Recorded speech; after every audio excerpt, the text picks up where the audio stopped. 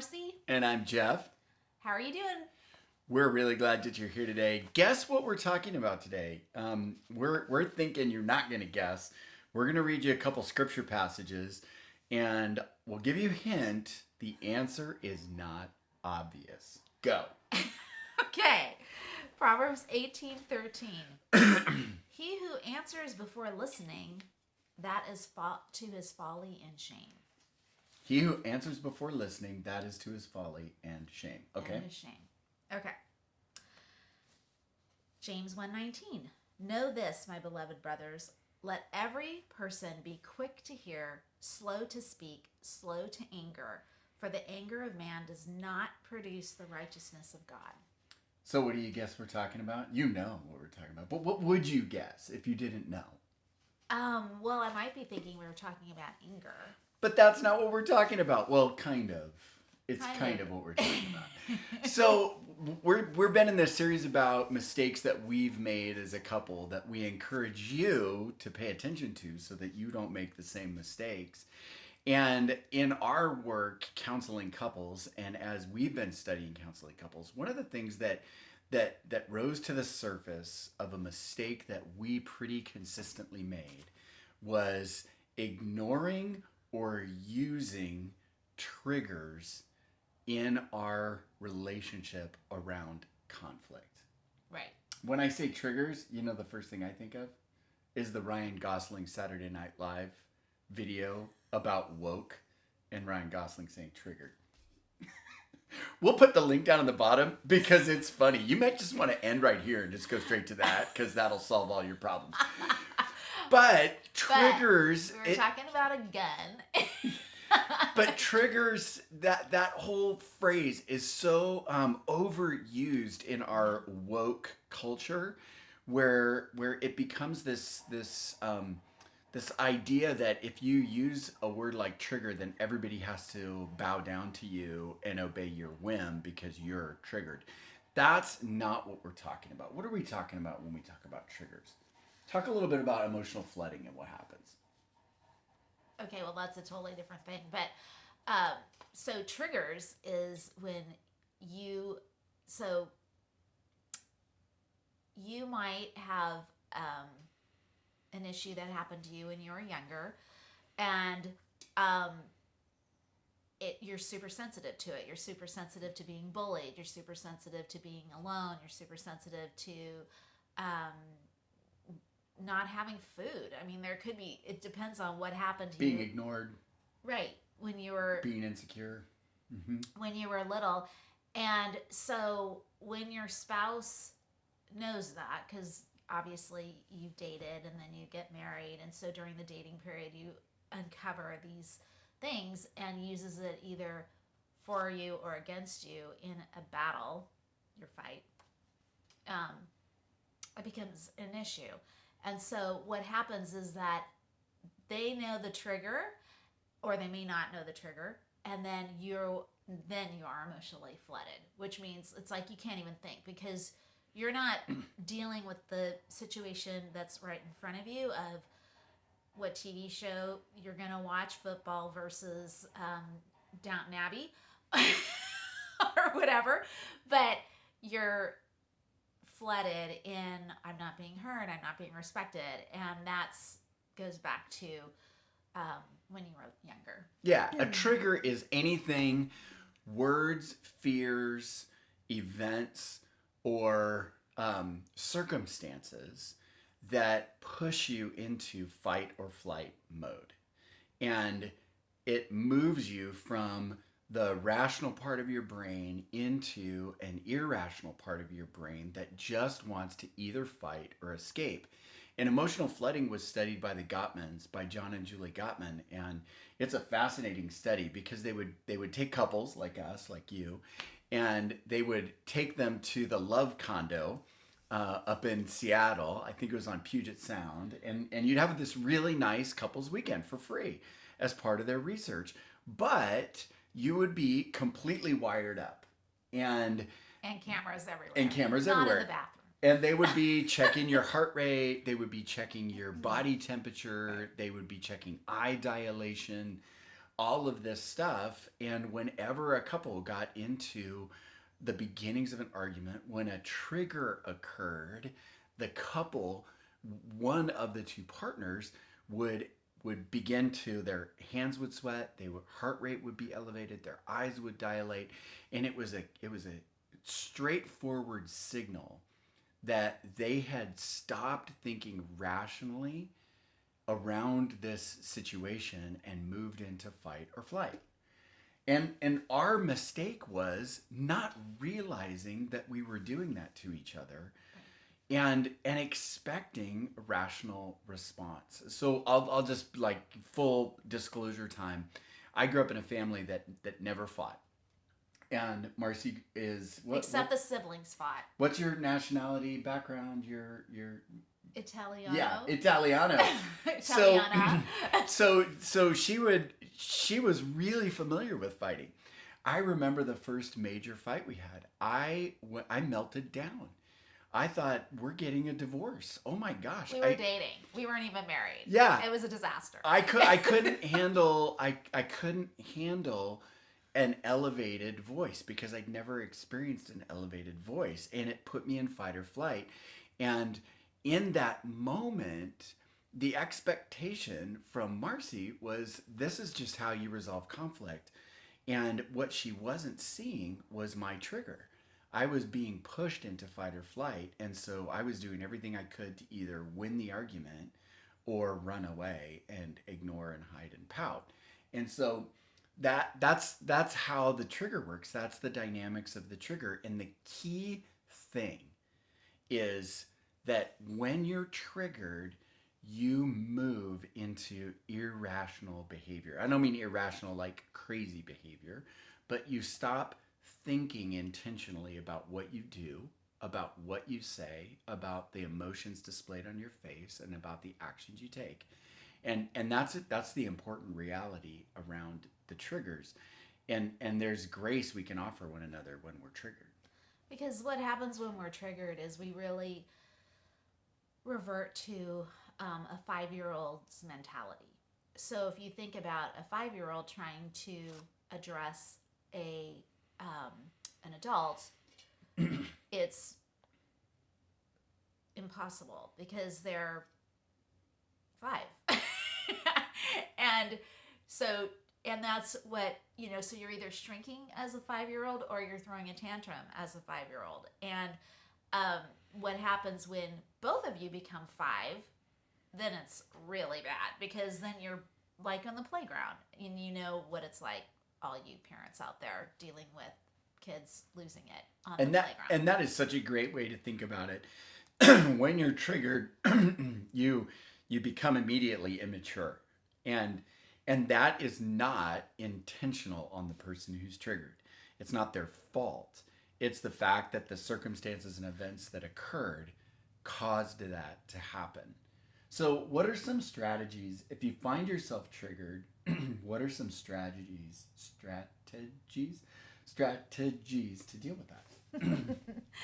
Well, when you feel your heart racing and your blood pressure going up and your palms are sweaty, all those things that Jeff talked about, and you can't breathe,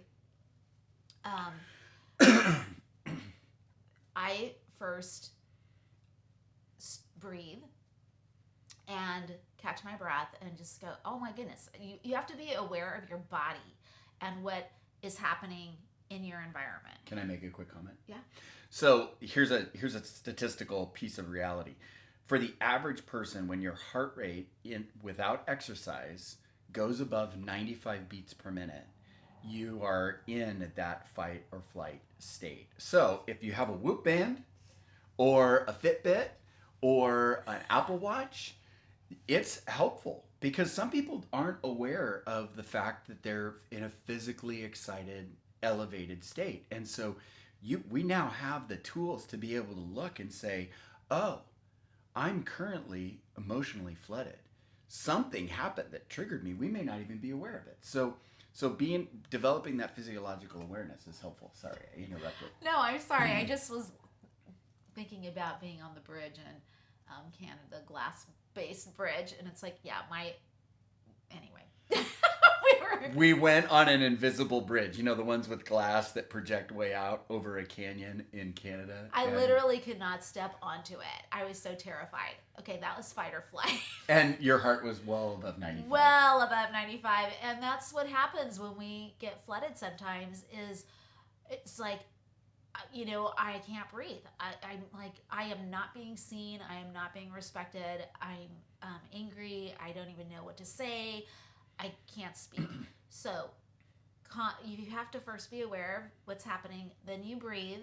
And then you just say, I'm so flooded right now. I need to take a break. And go and take a time out and then come back. And you try to have this conversation with your spouse, whatever it is. Yeah, the timeout is really, really important because the trigger is causing a physiological reaction, and your brain becomes flooded with the chemicals that are pushing you to fight or flee. And so when you acknowledge the fact that, okay, I'm emotionally flooded, I've been triggered, and you step away, it allows your brain to flush the chemicals out of the system. And how long does it take to do that, Jeff? I had traditionally thought 45 minutes, but it can actually be as short as 25. But that can seem like forever. So somewhere between 25 and 45 minutes is the time it takes to flush those chemicals out of your system. And what happens is that was another thing that the Gottmans pointed out that you did research on like 20 years ago. Mm-hmm. But what happens is when you're flooded and it takes that time to calm down and you're in your timeout zone, you need to like literally take a timeout, not be reviewing what just happened in your mind or thinking of your next thing you're going to say. Literally get your brain on Star Wars or some book, read a book or a magazine or take something. a walk, breathe, right. Move yourself into an environment that feels safe and that feels comfortable, that allows you to calm down. But put your brain on something else. What can a spouse do when I get flooded and you see me flooded? What's a strategy that could help a flooded spouse? Well, you may need to suggest you need to take a time out. If you're the one who's flooded. I mean, if I brought up something and all of a sudden Jeff's like, eyes popping out of his head mode, you might need to take a time out. Why don't you go work out, get on the bike or whatever. Cycling is a really good option for everything, right, Jeff? Cycling solves everything. Okay. Yeah, go specialized. So to have that situation, but then to recognize, okay, what did I do? Because you may not even know what you did, especially when you're young in your marriage. You may be like, what is going on? What just happened? But to calmly come back to it and say, okay, what happened? I don't get it. Why are you accusing me of whatever? And that's not true. Or just be, but then you have to go into listening mode. And that's what these verses are about. He who answers before listening, that is his folly and his shame, or her folly and her shame. So if he's flooded and he's angry, and I'm sitting here assuming, assumptions are, we all know about assume, A-S-U-M-E. A-S-S-U, me. Ass, you, me. Like, it makes, yeah.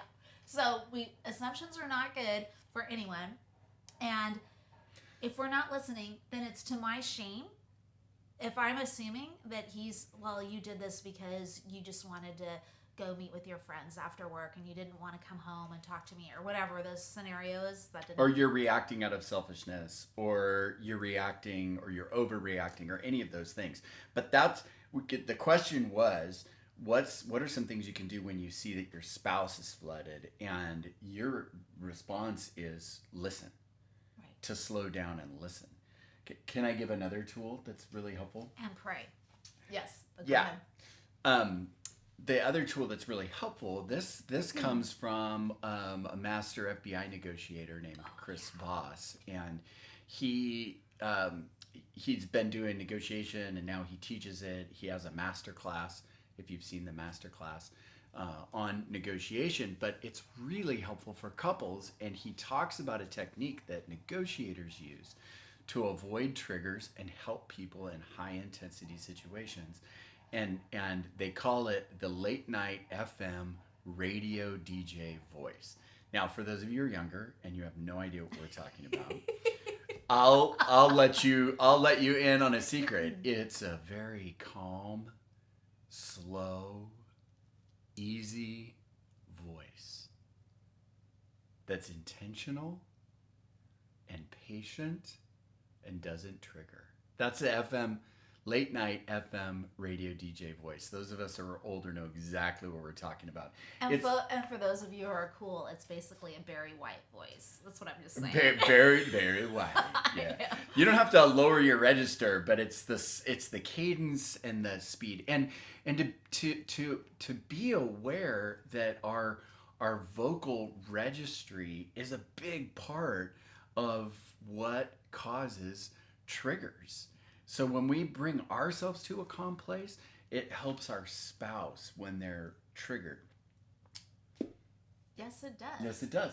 So is there anything else? So prayer, listening, putting yourself in a calm place when your spouse is triggered. I would add a fourth, and it is when you see that your spouse is triggered, turn off any need to defend yourself, to be defensive.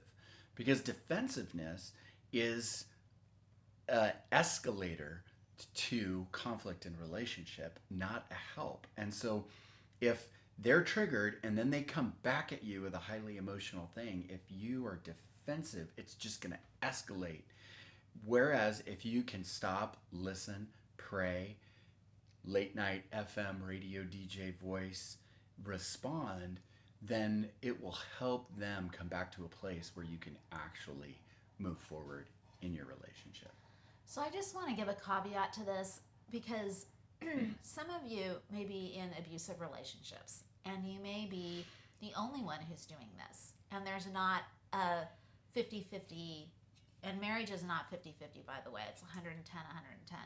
So, but you may be, well, great. Well, when do I get to be heard? Because, or the other person is the only one getting hurt. And so heard, not hurt. Well, it could be hurt, but anyway. So I want you to, if you're not getting results, so if it's not 50-50 and you're not being heard, 110, exactly, thank you. Then seek counseling, because there may be some abuse going on, narcissistic tendencies, whatever, that you need to address, and especially if you're a victim of that. Yeah, so, a good qualifier for this podcast is this is for maybe struggling but mostly healthy couples. So if there's something that's absolutely dysfunctional and identifiably so, that seek counseling for that. And if you're just like, what is going on? I never seem to get ahead of this. That's your clue. That's your inner gut telling you something's wrong. So please seek counseling. Even reach out to us and we can help you find counseling. Yep. So if we had paid attention to this in our early years of marriage, what would have been different?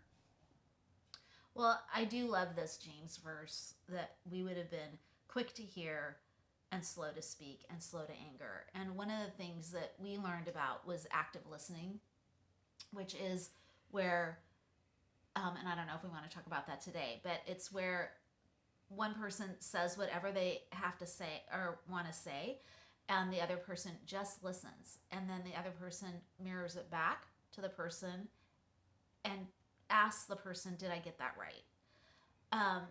But you have to be in a calm space to do that. It can't be when you're just like the fire's coming out of your eyeballs. So that's where the timeout. And we would have taken more timeouts, and we would have known that it's okay to do that. And we would have, I think the mistake was thinking that we were the only ones going through this. Yeah. And especially being in ministry, it was scary because we were very isolated. Because if we couldn't make our marriage work, who was going to make their marriage work? We were like the marker of a good marriage, and but really inside, we were so messed up, just like you all are as well. Yeah. So I mean, in all of this, we hope that this conversation moves you from a posture of what's wrong with them when they're triggered to how can I help them when they're triggered, and realizing that that triggering is a physiological response and there's active steps you can take to de-escalate what's happened there. And as the triggered person, you can say, I need a timeout. You can go and take a walk and calm yourself physiologically. And as the person who may have triggered or is watching someone get triggered, may not even be something you've done, you can pray, you can listen, you can bring calm presence to your spouse and help them and destigmatize this whole thing. It's not a cartoon, and it's not a liberal social movement to talk about triggers and we've got to remove them all and create all of these safe spaces and so that no, triggers is going to happen. It is going to happen and should happen because those are things that need to be talked about. But we can help each other in that. And so we hope that this is helpful to that end. We hope that every one of us would be slow to speak, quick to listen, and slow to become angry. I got him out of order. That's okay. That's okay. But also close us out. I want to just close this out with Philippians 4:8, which takes us down another little path just briefly, which is finally, brothers, whatever is true, whatever is honorable, whatever is just, whatever is pure, whatever is lovely, whatever is commendable, if there is any excellence, if there is anything worthy of praise, think about these things. And when your spouse is upset, or even when you're upset, think about whatever is honorable, just, pure, lovely, commendable, excellent, worthy of praise about your spouse. Think about those things about your spouse, about you. Think about those things about you when you have gone bonkers. And even if you can't do that because you're so eye-wateringly angry, think about those things around God. Move your mind to the character of God. He is true. He is pure. He is lovely. He's the one who put the two of you together. He's the one that knew this fight was coming. He's the one with you in the middle of it. And if you move your mind toward God in it and toward one another in it, it will bring real health to those moments when you're triggered. Okay, one last thing. When you look at that event, whatever the event is, in the rearview mirror of your life, because the fight will end and sunrise is going to come and it's going to be a different day. It might be a week later. But when you look at that event in the rearview mirror of your life, what do you want to have that incident say about you and about your spouse? That you broke a window because you were so mad, or that you cared for the person that God gave you? Mm-hmm. So what do you want to say about that? That's a great word. Let's close with that. Amen. Preach it, sister.